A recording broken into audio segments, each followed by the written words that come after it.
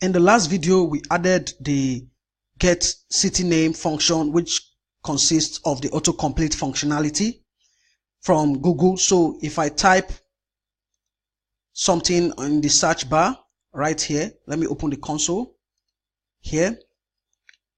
As I type, it's going to give the autocomplete suggestions right here in the console. So as you can see,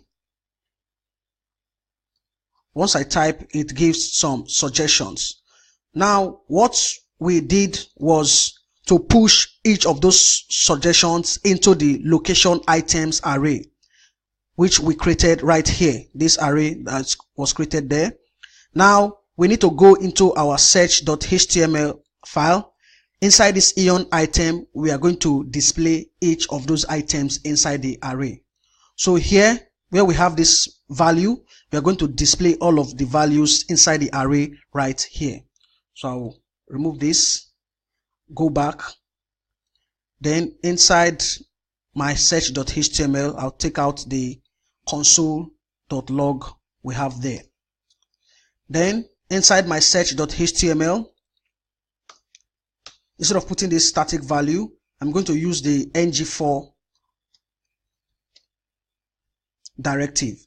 So I'm going to say let item of location items. This location items is coming from here because we are pushing the value into the location items, and we declared it right here. And inside the location items, as you saw, we have a description inside each object. So inside each object that is returned, we have a description value. So to get the description, we just run item.description right here. So inside each object in the array, we have the property called description. So the description contains the name of the city and the country. So item.description will display that. So let me just go back here. Let me add the console.log so that we can see the values again. So right now, we've added the item.description using the ng4 directive, let item of location items. Now I'll save this, then go to my browser. So I'll open up the search page, try to search for a location. Now you can see we have the drop down. Now we have the drop down right here. If I open up the console, you are going to see the values or the objects. So inside each object, you can see we have the description. Now, as I said, if you don't want to use the description, which has the name and the country, you can go into structured_formatting.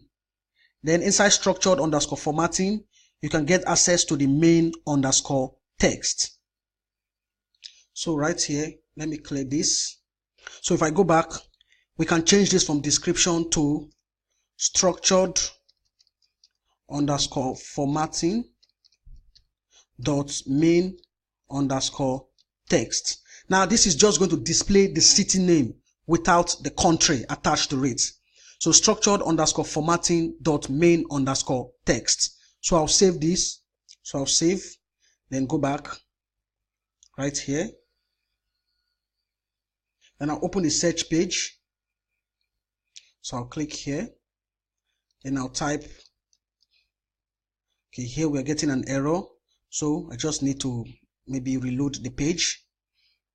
Maybe just take something out. Hit, then reload. So I'll open the search page. Then I'll type New York. You can see now we don't have the country name attached to it because we are not using description. We are only using this item.structured_formatting.main_text. So now you can see that the Google Places autocomplete functionality is working. All we just need to do is to add a button so that when we click on any of these items here, it's going to add the value and display the weather information. So for me, maybe I will just go back for now, leave it at description. Later I can change it back. So now, before I finish this video, let me just add a click event. So I'll add click, then add a function called add items. Inside, I'm going to pass in the item itself. So this item here is coming from here. So each item inside the location items, that is what is passed into this add items function. And when we call this add items function, we can have access to the item name. So that is the city name, which is being displayed here using the item.description. Now, if I go into search.ts, down here, I'm going to create a new function called add items. So here, I'll say add items. Then I'm going to pass in a value right here. So I'll do a console.log.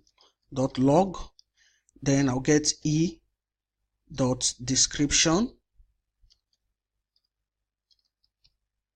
This is going to display the name of the city that was clicked.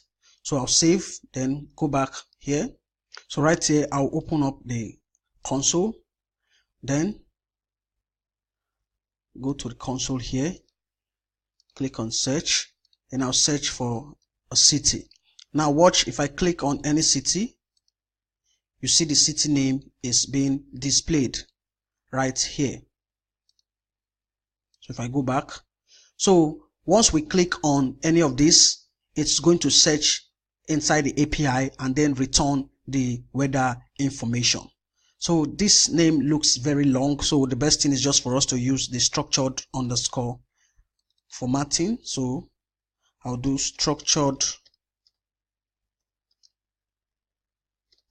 underscore formatting dot main underscore text. So this name is going to be shorter. We are not going to have the country name attached to it. So right now, this is what we have. In the next video, we are going to create a method inside our providers that will return the weather information when we click on any of the item inside this Eon item.